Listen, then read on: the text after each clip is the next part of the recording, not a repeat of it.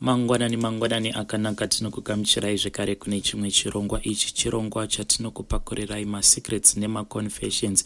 Vana baba, if you want to join a group riya ratakati china chana baba, the link to the group irimo mucomment section. Huyai mudzidziswe namukoma vaya vanoita zvemaherbs, kunyanya vaya vanombosichema nedambudziko rekuti inini ndine nhengo diki.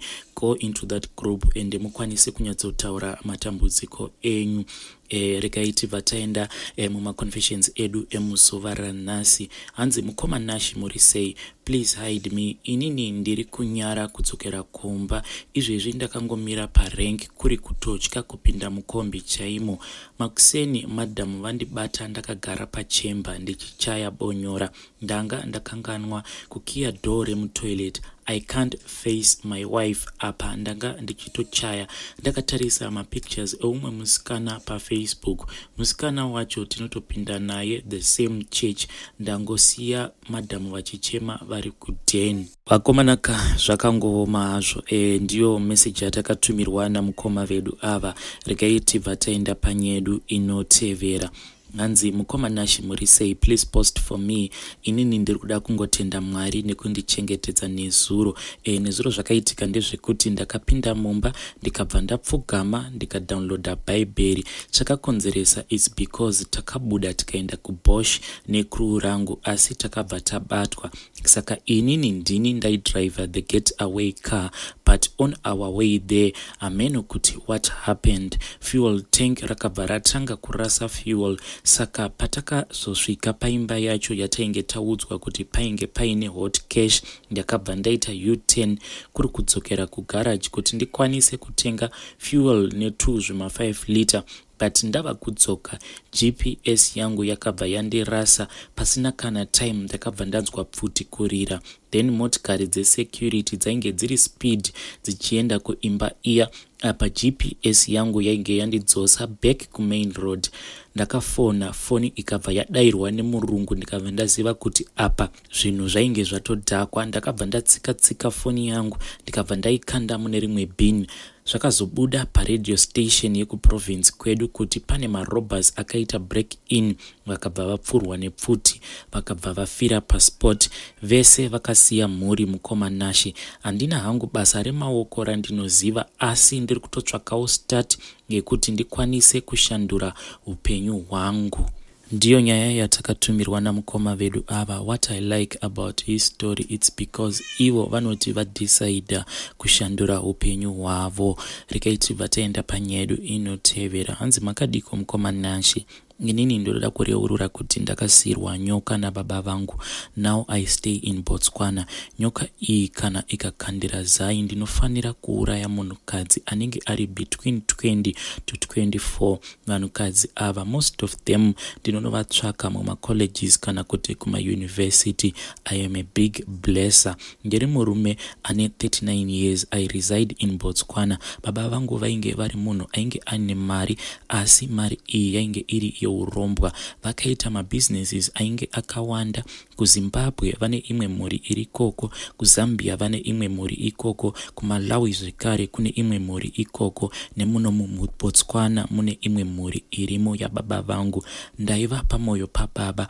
Vaiti kwese kwavaienda kana ndisiri kuchikoro vaienda neni. Ndakati ndapedza chikoro vakabva vati chigumira ipapo pachikoro pawasvika uye undibatsire pabusiness. Mukoma nashi kubva ndiri mudiki ndaisanzwisisa pose baba pavaitaura nhau dzekutorera mwana wemudzinza chipo. Vana vemudzinza medu vazhinji vacho mukoma nashi vakatorerwa zvipo zvavo nababa vangu, but at that time I did not understand kuti zvinhu izvi zvinozoaffecta munhu sei.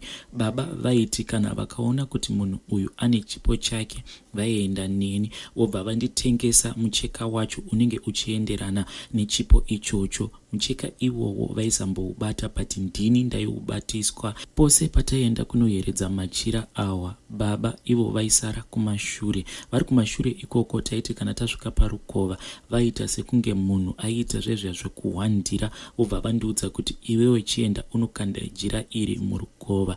Kana ndazodzoka vaindibvunzisisa kuti ayushua kuti jira iroro wariona here kuti riri kuyerera.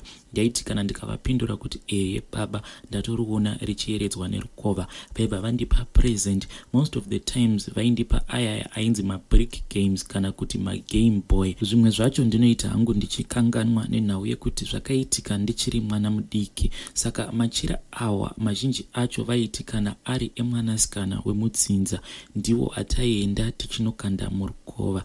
Asi kana riri jira remwanakomana wemutsinza, baba zvekare vainditungamidza mberi, but tichifamba tiri musango kudaro, baba vainge vachindidana nemutupo wangu like kuti mofu ndimi munoziva nzira dzemusango. Apa ivo baba vanenge vari kumashure vachitungamidza inini kumberi. Sometimes taitopinda mumapaddocks evarungu, mamwe masango acho aitotyisa zvisingaiti, uchiona kuti sango iri hapana kana anomborifamba kana ka1, but baba vaingonditungamidza kumberi. Motikari taisiya takaipaka kunze chaiko chaiko. Dzimwe nguva taitosiya motikari kana pagrowth point tobva tatanga kufamba netsoka. Masango awa handizivi kuti baba vaimaziva sei. Machira awa ataienda kunorasa mukomanashi most of the times kana riri jira rekuti rinenge riri remwanakomana wemutsinza.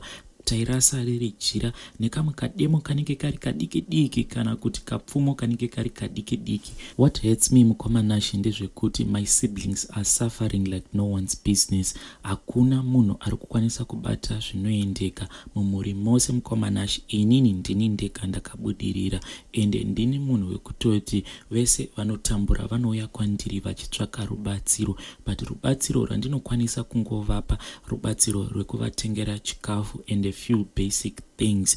Mukomanashi ndinorangarira kuti baba pavakazondisiisa chikoro vakazoti tinofanira kuenda kuplot nekuti vainge vatenga tractor. Saka vaida kuona kuti mushandi ainge ari kuplot aigona here kushandisa tractor iroro. Takasvika kuplot kuya, patakasvika kunze kwatovira, then mangwana makuseni ndakashamisika baba vachindimutsa. It was around 3 AM. Takabva taenda pane rimwe drum iri rainge rakarara rakafiliwa mvura. Mukomanashi mvura iyoyo yainge yakaita kuita kuaisa kuita chando chaicho. Baba vakabva vatora chimwe chibhaketi ndokubva vatanga kuchera mvura iya vachindidira. Apa ndainge ndakapfunya chisero. Mukomanashi mvura iyoyo yaita kutonhora. After vapedza kundidira, ivo vakabva vagarawo pasi vakabva vanditi tora bhaketi utaure zvakati uchindidira mvura. Ndikaita sezvavainge vandi-instructor kuti ndiite. Then later on that day vakabva vanditi pinda mumotikari timboita go around the plot tichitarisa kuti waya ichiri right here. Saka takati tichifamba kudaro, baba ndipo pavakazotanga kundiudza kuti ndine imwe nyoka. Nyoka iyi it's a pet of mine and ndiyo inondichengetedza. Zvinhu zvose izvi zvandiinazvo ndiyo inoita kuti tiite mari. Kubva ndichikura baba vangu vaindi-encourage kuti ndigare ndichivaudza hope dzandinenge ndarota. Ndaiti kana ndikazama kuva-avoida kuti ndivaudze hope dzandinenge ndarota, baba vaibva vatsamwa, because dzimwe nguva ndaikwanisa kurota nyoka, but nyoka idzi dzinenge dzakawanda zvekuti ndinenge ndichichaya kana pekutsika. Most of the times ndaikwanisa kurota ndichitotaura neshato. Ndaiti kana ndikangorota shato, baba vaibva vatora imwe yange yakaita kunge powder iyaya either vaiisa mukapu kana kuti muglass, but always vaiti kana vava kukurunga powder iyaya nemvura vaishandisa chigunwe chavo chihombe. Then the day ravakandiudza kuti vainge vaine pet yavo yenyoka, that same night mukomanashi ndakarota hope dzainge dzakawandisa, but hope idzi dzaita sekunge dziri kuita fast forward, dzaisatombonyatsokunzwisisika. Ndairota umwe muchembere, but muchembere uyu ainge ari wechikuru chaizvo. Ndaita sekunge ndiri kufamba naye, but iye ndiye ainge ari pamberi. ainge achifamba munzvimbo dziya dzandambokuudzai kuti taifamba tichirasa machira. Aifamba achichema achinhongerera machira aya ndokubva angodisappear. The next morning ndakabva ndaudza baba hope idzodzo, but baba vakarakidza sekunge munhu ainge agumbuka. Then baba vava kufa ndipo pavakazondiudza kuti do you still remember kuti ndakakuudza kuti ndine pet yangu, nyoka iyi ndiyo yandiri kuda kukusiyira. Nyoka iyi ichange ichiuya ichikuudza zvese zvainoda. Baba vakazoti vashaya. That same night ndakabva ndarota nyoka iyaiya. Nyoka iyi payakauya yakaita sekunge ndainge ndichitoiona in reality but uchirota at the same time. Yakauya yakamoneredza umwe musikana uyu kuhope ikoko ndakava nefeeling kuti musikana iye was 20 years old. Yakabva yamumoneredza ndokubva yamuruma. Mwana uya ndokubva aparara. Mangwana makuseni ndichimuka ndakatomuka ndine understanding kuti nyoka iyi it means kuti inenge ichida ropa remunhukadzi kubvira pa20 kusvika pa24. Zvimwe zvacho mukomanashi ndava kungoita ndichingojambira nenhau yekuti ndiri kuona kuti WhatsApp voice note rangu rati rebei already. So makore ose aya kubva baba zvavashaya vainge vakandiudza kuti kana ndikazorota nyoka iyi ichikandira zai ndinofanira kuzodzoka parinda ravo. Baba vakavikwa kuplot. Nyoka iya payakakandira zai riya kuhope kwangu ndakabva ndaenda kuplot. Ndasvika parinda ravo ndakabva ndaita zvavainge vakandiudza kuti ndizvo zvandinofanira kuita. From there on ndakabva ndava munhu wekuti ndinopfimba vana vechidiki, but mostly ndinotageta vana vekuti vanenge vari 20 or 24 years ndivo vandinofambidzana navo. Saka ndinoti nyoka iyi kana ikakandira zai, mwana uya wandinenge ndichidanana naye anozongowirwa nedambudziko. Most of the times anokwanisa kungoti ane cancer, kana kuti cancer yemudumbu kana kuti breast cancer. Haazotori kana time, anobva angotsakatika. Asi chinoitika ndechekuti kuhope ndinotorota mwana uya wandinenge ndichidanana naye, then anobva arumwa nenyoka. Pacho paanenge arumwa nenyoka iyoyo ndipo paanozondiudza kuti ndabatwa cancer. I try by all means kutoti ndimuendese kuzvipatara achinorapwa, but kumuendesa kuchipatara kwandinenge ndichitoita ndinenge ndichitomukondema even more. The moment yaanongonwa mapirits kana kuenda pacancer treatment, it means kuti anenge atozvikondema. Cancer yake aizotomborapiki, inobva yatoita worse. As we speak right now, ndine vamwe mukoma vangu vari kuZambia. Mukoma ava, between me and him there is an ongoing battle. Ivo vega ndivo munhu wekuti vakakwanisa kurealize kuti inini ndine zvinhu zvandakasiyirwa nababa. So pane rimwe ivhu randakaudzwa nababa kuti ndikaona sekunge mumhuri vanhu vava kuda kuita unity yekuti vakwanise kufamba vose, ivhu iroro vakanditi ndinongonomira paopen space. To the east, to the west, to the south, to the north ndiwo mafuridziro andinenge ndichiita. Kana ndikangopedza kufuridzira ivhu iroro mumhuri munobva maita imwe nyonga isinganzwisisiki, and everyone looks up to me kuti ndikwanise kubringa in unity back in the family. Mukomanashi, my biggest wish is that mwana wose wemudzinza akatorerwa chipo nababa vangu, dai ndakwanisa kutsvaka way yekuti chipo chake chidzoke kwaari. But on the other hand, ndine umwe mwana wangu mukomana. Mwana uyu anogara achiti anorota sekuru vake vanova baba vangu. I'm even afraid to ask him kuti iye nasekuru kuhope vanenge vachiita nezvei, because I know kuti baba vangu munhu wekuti ainge asina kana kumbomira zvakanaka. That was a confession yakatumirwa as a WhatsApp voice note namukoma. I tried kuti ndimbovanyengerera kuti ndi-upload a confession yavo as a voice note, asi mukoma vakarambisisa. Let us help him mucomment section. Regaiti vataenda panyedu inotevera. Hanzi makadi mukomanashi, inini ndashandisa ghost account ndiri kurarama nemhuri yangu tiri kunyika yevatorwa. Zvakaitika mukomanashi ndezvekuti ndakatanga kupindawo imwe church kunoku kunyika yevatorwa. Church iyi inolidwa by a Nigerian pastor, but ine mabranches kunoku kunyika kwandiri. So ndakati ndatanga kupinda chechi iyoyo, ndakazosvika pakuwirirana napasta wesangano redu. Saka pasta uyu akazotanga kunditi ndimutsvakire vasikana vekuti ange achidanana navo, but chiri kundirwadza ndechekuti pasta ava I found out kuti vakapedzisira vava kudanana nemukadzi wangu. Inini mukomanashi ndiri murume akatonyatsokuroora zvakanaka-naka. Then I migrated with my family tikabva tauya kunyika kunoku kwatiri. Then pafamba makore ndichipinda chechi iyi, ndakazodedzwa nevakuru vechechi kuti ndiite royal guard waprofeti wechechi iyi, nekuti inini ndiri munhu wekuti ndinoita zvebodybuilding. Ndakabva ndadiwa naprofeti ava zvisingaiti.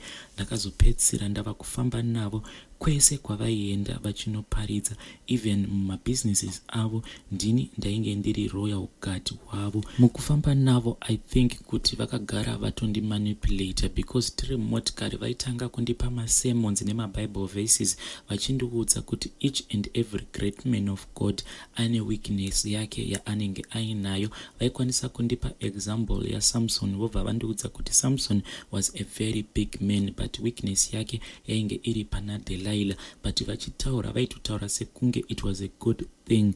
Even pana David vaitondipa example yekuti David akazodanana nemukadzi wemunhu, ende pamukadzi wemunhu ipapo ndipo pakazotobvawo mambo Solomon. I was so manipulated zvekuti by the time pavakazondikumbira kuti ndipote ndichivatsvakira vakadzi vekuti vange vachidanana navo, handina kana kumboramba, because on some sermons vaindiudza kuti tarira uone kuti mambo David vakadanana nemukadzi wemunhu, but from that line ndimo muline makazozvarwa even the Christ. Saka inini ndakatofunga kuti kuvatsvakira vakadzi vekudanana navo yaitova a big favor. I told myself kuti ndichatowana mablessings because ndizvo zvavaitondiudza. Kunoku kwatiri the majority yacho of the population varungu, and then I discovered kuti prophet ava vatone addiction, but addiction yavo yakarerekera kunyanya kuvakadzi vechirungu. Saka pese pavaiti ndiende kunovatsvakira vasikana vaindipa description, the full description. Vaindiudza kuti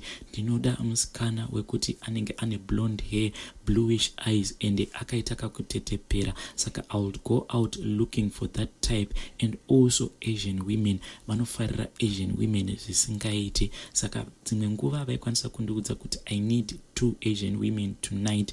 Ndabva ndaenda around kuma clubs, ndobva ndatsvaka vakadzi vaya, ndobva ndabuka a room. Ivo vaizongouya muroom muya, inini ndobva ndabuda, vobva vaita zvavanoita. But what he does, havadi kuti zita ravo riappear anyway mukoma. Sometimes vanoita kuti ndibuke a hotel room in advance, even 6 months in advance. Always there is a hotel room that is ready for him. Saka most of the location kwavanobuka marooms awa, we pay by cash, never use a credit or a debit card. And dzimwe nguva vanobuka mamwe marooms ekuti it will be in a sketchy neighborhood. Vanongokuudza zita remotel, vobva vakuudza kuti enda pakati unobuka room.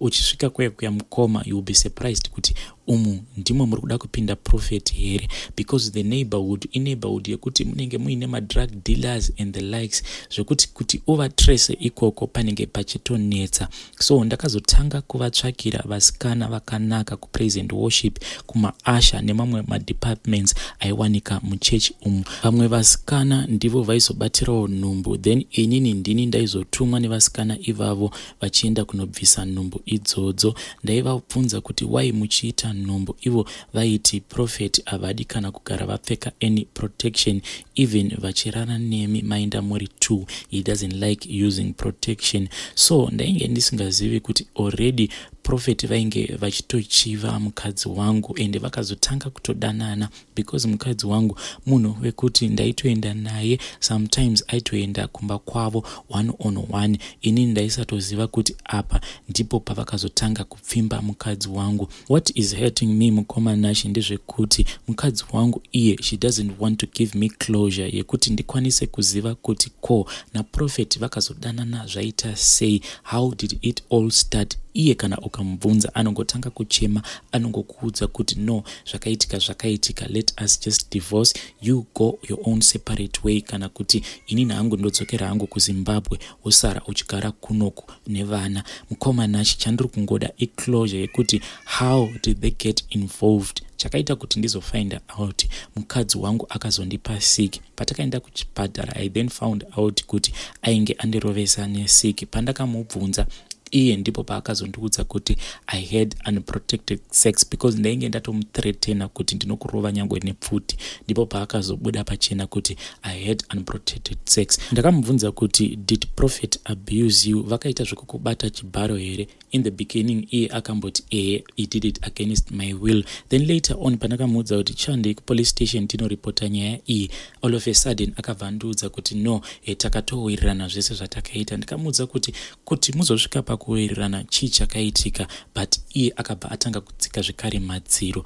Mukomanashi, right now I am someone wekutoti ndatova suicidal, handichazivi kuti ndoita sei. It has hurt me so much kuti the man that I trusted and protected has decided to turn his back on me. Apa ndainge ndiri munhu wekuti I was so close with him. Pane zvimwe zvinhu zvekutoti vaitoita using my own bank account. Pane dzimwe mari dzaikwanisa kungopinda out of nowhere. Apa mari idzi were large sums of money. Saka I am afraid kuti dzimwe nguva kana ndikazoda kuita against him ndinokwanisa kuzotosungirwa money laundering, because mari iyi yaikwanisa kungopinda mubank account nice, then over the night prophet vaitorara vablowa mari iyoyo. I'm still going to church and I'm still married to my wife, but my mind is now somewhere else.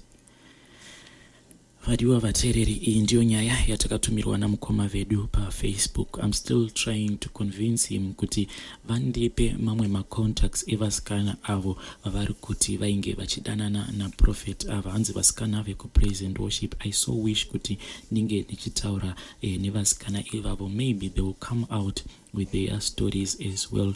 Vadiwa vateereri, ngatisanganei zvekare mune zvimwe zvirongwa zvinotevera. Kana kuri kunzi uri mukadzi akapinda muwanano usina idea yekuti kana wava pabonde nemurume wako munenge muchizvifambisa sei, go and check our sister channel.